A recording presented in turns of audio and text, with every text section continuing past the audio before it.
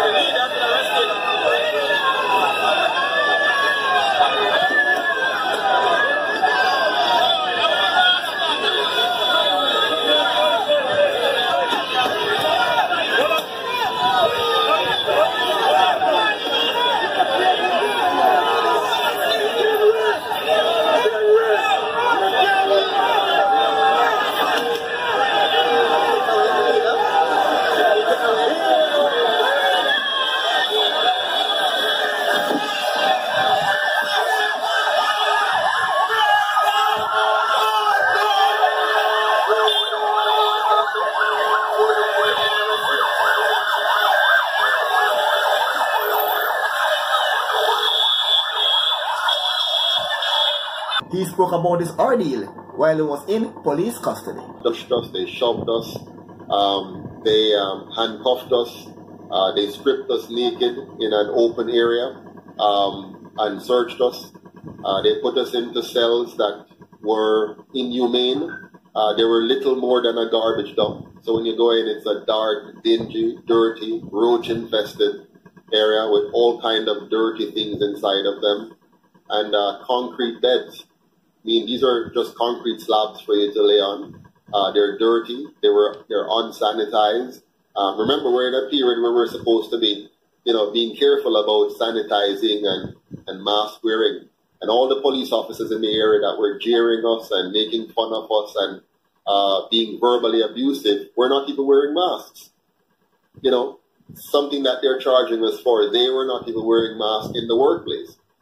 If you go around the back there and see them, they're just carrying on as if there is nothing. So while we're being forced to wear masks and to behave as though there's a major virus going on, the very police in their workplace are not wearing masks and are treating us with disdain. It was like, if you picture the master-slave situation when a slave come off of the ship and how they grab them and treat them and shove them and push them and mistreat them. That's the kind of treatment that was meted out to us. They grabbed your phone from you and talk to you like, you're a little dog. You understand? They pushed people, they shoved people, and then they threw us in with general population. Fortunately, I must admit, the prisoners really surprised me. They were very respectful. They called me the general when I got in there. I don't know how they know what was going on the outside. But they said, "Well, the general come." And I was treated with the greatest of regard and respect by the prisoners. The prisoners, with the greatest of regard and respect. And it was bad. They kept us without food from morning until night when my wife was able to bring food in. She had to fight and struggle and follow up, being sent all over the place before they would grant bail. It was miserable. I mean, it was torture for her as a woman, as a person, as a wife. It was most despicable. They were disrespectful towards her.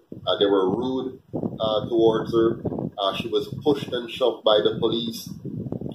I can't believe this is Jamaica. I cannot believe that we have taken over from the oppressors, from the colonizers, from the slave masters, and simply repeated exactly what they have done to us. So all the atrocities we talk about, and we're so angry. We're so angry about what the white man has done to us. We are doing the same thing to ourselves.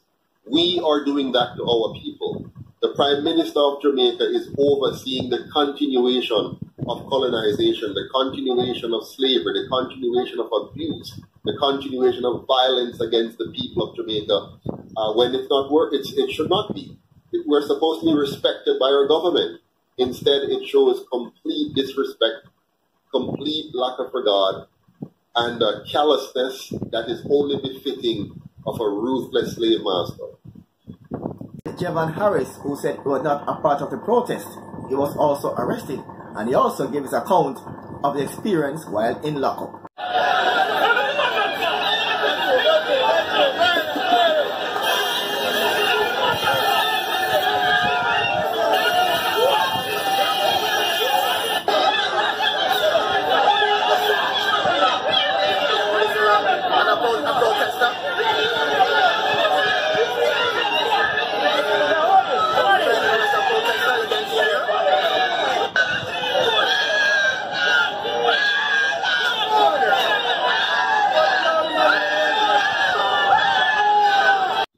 I took my phone out, I began to record, and I was attacked by the Jamaican Constable Force. I was abused by the police. I was captured and detained illegally by the police, but for just videotaping. I did nothing wrong.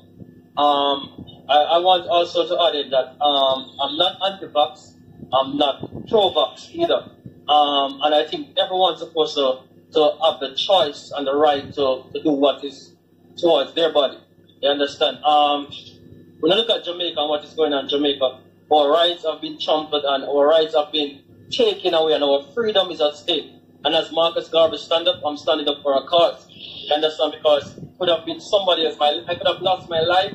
I could have lost my family. I could have lost so many things on that day. You understand? When I was taken into custody, I was brutalized. I was pushed to the floor. I was jumped. I was humiliated. I was laughed at. They made mockery of me for no reason.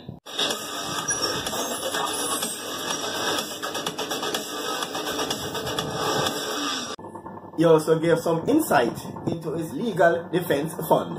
That we have set up for the Legal Defence Fund for the UIC, which is currently set at 200,000 Canadian dollars, the equivalent of which is 23 million Jamaican dollars, which is a small amount for the kind of challenges that we're faced with. As you know, 4 of us were charged for violating the Public Order Act and the Disaster Risk Management Act, as well as they have charged us for resisting arrest.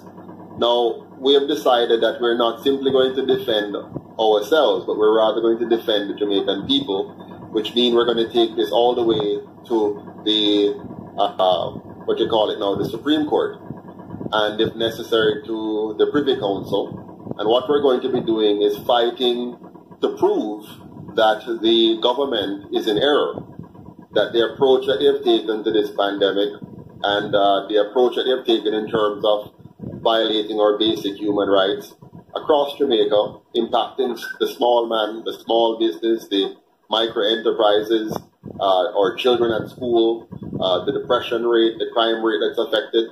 We're going to show clearly in court that the government has taken the wrong path, and by that they have violated the rights of Jamaicans.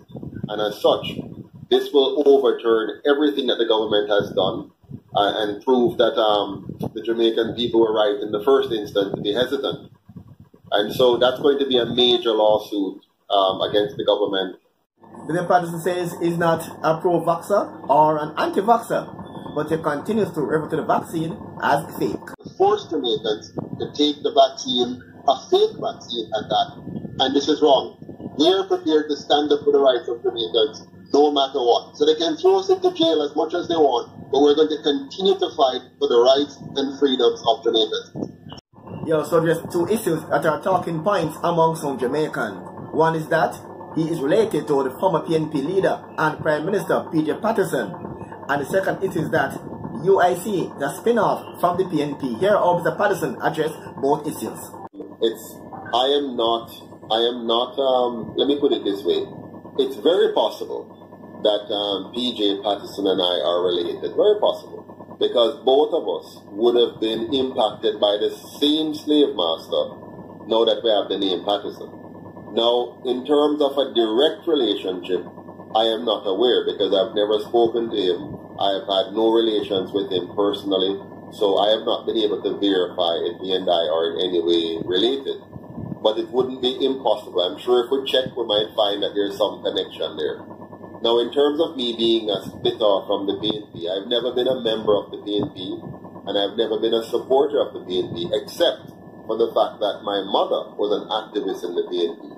Now, my mother being an activist in the PNP when I was a little boy doesn't mean that I am automatically a member of the PNP. It simply means that I am a family member. And guess what?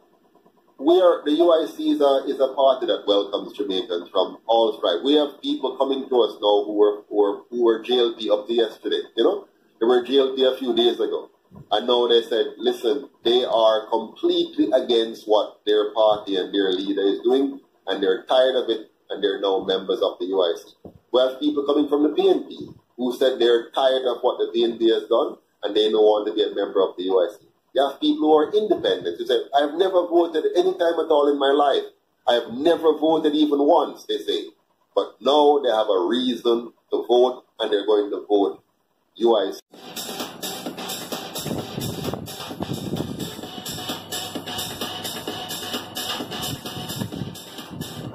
My eldest daughter, she tried to come back as well. You know what they tell her? They said to her, we don't see why a smart, bright young lady like you would want to return to Jamaica. We will deny your request for exemptions as a returning resident.